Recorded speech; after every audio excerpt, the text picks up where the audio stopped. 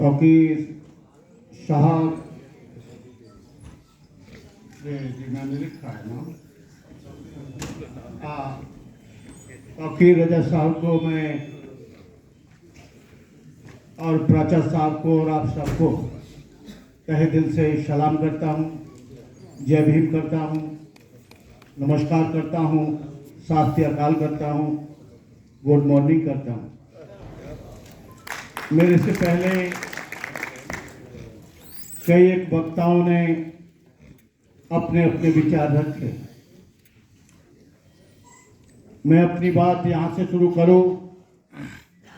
वक्ते जिहाद है शबे रस का नहीं, वक्ते जिहाद है शबे रस का नहीं, हो खून का कतरा किसी के असर का नहीं, बुलावा सरफरोशों का हुआ आज है मैदान जानदारों का मरीज इसका नहीं। ये इज्जत आबरू की लड़ाई के लिए हम लोग इकट्ठे हुए हैं, हम जमहूरियत को बचाने के लिए इकट्ठे हुए हैं, संविधान को बचाने के लिए इकट्ठे हुए हैं और ये हिंदू राष्ट्र ना बने इसके लिए इकट्ठे हुए हैं। ये क्योंकि समय बहुत कम है, ये सारी चीजों से निजात कैसे मिलेगी? क्या हम ऐसे मीटिंग करते रहेंगे मिल जाएगी क्या? आज मैं अपने 50 वर्ष के साधु जीवन में दूसरी बार किसी मुस्लिम मंच पर आया हूं। मिल्ली काउंसिल ताल कटोरा में हुआ था एक बार, उसमें गया था, आज अब आया हूं, वो भी प्राचार्य साहब की वजह से और आप सबके बहुत प्यार और मोहब्बत की वजह से। आप दो चीजें, देवकी नंदन परमहंस दास, धीरेन्द्र शास्त्री, हम इन आडंबर पाखंडियों के बड़े आभारी हैं कि इन्होंने देश में हिंदू राष्ट्र की मांग करके यहां के करोड़ों लोगों को जगा दिया। इन लोगों ने संविधान को बदलने की बात कहके पूरे देश में हलचल मचा दी। आप लोग बहुत सीधे लोग हैं। ये देश, धीरेन्द्र शास्त्री को हमने कहा था, धीरेन्द्र शास्त्री हिंदू राष्ट्र कैसे बनाओगे? ये तुम्हारे बाप का देश नहीं है, ये देश मुसलमानों का है, ये देश ईसाइयों का है, ये देश सिखों का है, ये देश बौद्धों का है, ये देश जैनियों का है, ये देश दलितों का है, ये देश पिछड़ों का है। ये तुम्हारे 2% लोग इस देश को हिंदू राष्ट्र बनाएंगे तो मैं सोचता हूं इस देश के टुकड़े हो जाएंगे, ये देश खंड खंड हो जाएगा। लेकिन खालिस्तान की मांग करते हैं तो जेल के सीटों में ठोक दिया जाता है और बाबा लोग बेलगाम हो गए। ये लोग हिंदू राष्ट्र की बात करते हैं तो ये आराम से इनका सम्मान किया जाता है। नरेंद्र मोदी जी जाते हैं, सारे लोग उसका दर्शन करने जाते हैं। एक बात याद रखना, संविधान बदलेगा तो न आप जिंदा रहेंगे न हम जिंदा रहेंगे, न ईसाई जिंदा रहेगा न मुसलमान जिंदा रहेगा, न सिख जिंदा रहेगा न जैन जिंदा रहेगा। और मैंने तो शास्त्री जी से कहा था, मैंने कि शास्त्री जी यहां हिंदू बिंदु कहीं दिखाई देता नहीं, हिंदू है नहीं, तुम पूरे राष्ट्र को हिंदू बनाने की बात करते हो। एक गांव, एक ताल्लुक, एक तहसील, एक गली हिंदू बनाकर तुम्हारा बाप नहीं दिखा सकता। कहीं से पूछोगे कि यहाँ हिंदू रहते हैं क्या, लोग कहेंगे यहाँ हिंदू तो नहीं रहता, यहाँ पर चमार रहता है, यहाँ पर महार रहता है, धोबी रहता है, लुहार रहता है, कहार रहता है, सुनार रहता है, काछी रहता है, अहिर रहता है, गड़रिया रहता है। हिंदू जात की जात जात में जात, जैसे केरा के पात पात में पात। यहाँ कोई हिंदू हिंदू नहीं है। और ये यहाँ पर ईसाई है और मुसलमान रहता है, सिख रहता है और तमाम मजहब के और लोग रहते हैं। लेकिन मुस्लिम भाइयों से मुझे शिकायत है, वो मैं चूकूंगा नहीं।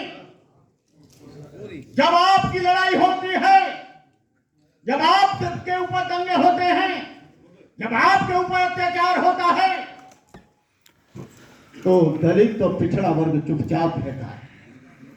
और दलित और पिछड़े वर्ग पर जुल्म होता है तो आप चुपचाप रहते हो।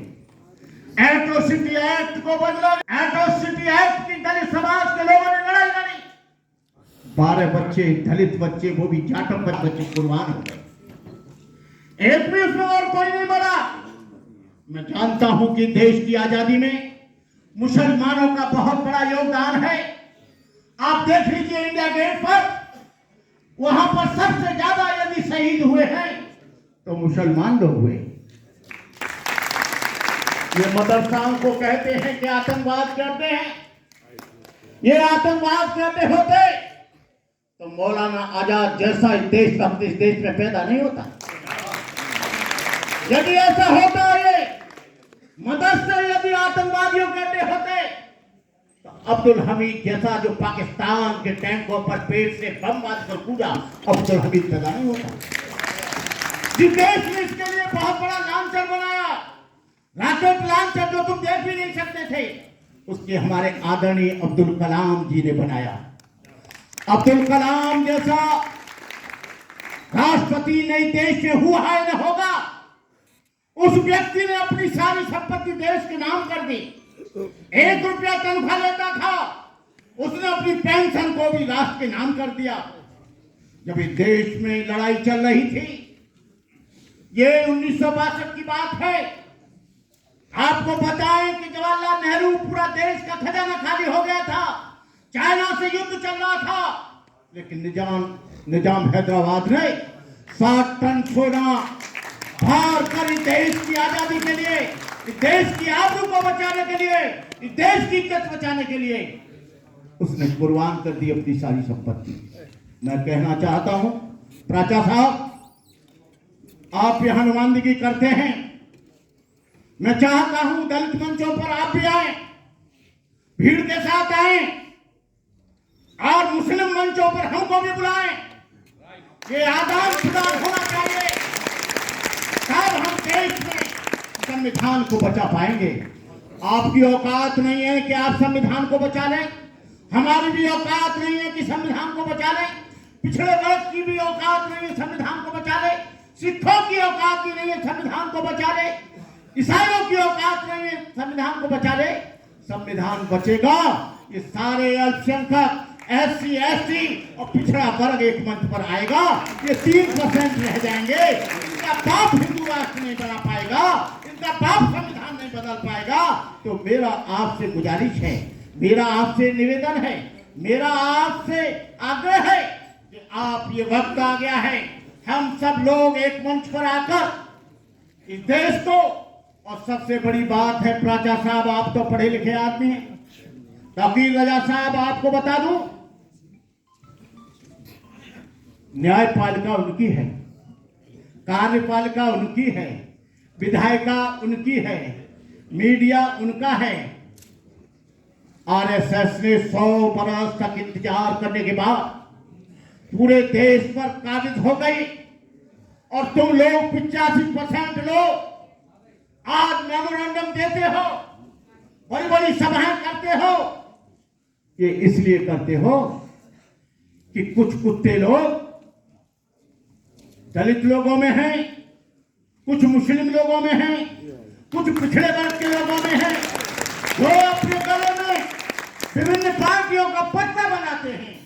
यहाँ मुसलमान और पिछड़ा वर्ग और दलित वर्ग मिलकर एक पार्टी बनाए पॉलिटिकल, तभी देश में आप तुम बदलाव ला सकते हो, अन्यथा आप देश में बदलाव नहीं ला सकते। संविधान बदलेगा तो तुम बदल जाओगे। संविधान बदलेगा तो मस्जिद नहीं रहेगी, संविधान बदलेगा तो चर्च नहीं रहेगा।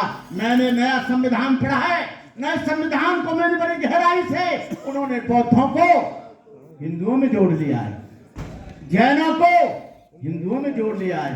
सबसे ज्यादा कहर उनका है तो ईसाइयों पर और मुसलमानों पर। हमारी कोई ज्यादा मुसीबत नहीं होगी, लेकिन इसलिए हमने कहा था, आरएसएस का आदमी कर लाया था, यदि हिंदू होता बौद्ध धर्म तो डॉक्टर अंबेडकर हिंदू धर्म को लात मारकर वो बौद्ध क्यों होते?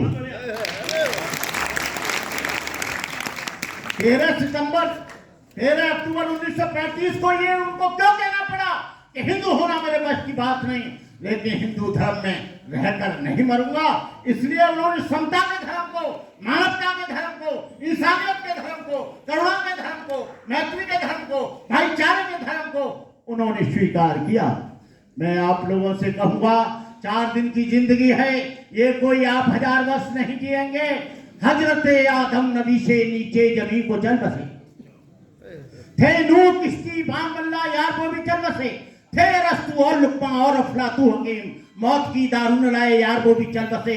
जिनका जमीन पे था लश्कर और फौजोसिया, दिल के अरमा दिल में रहे यार वो भी चल बसे।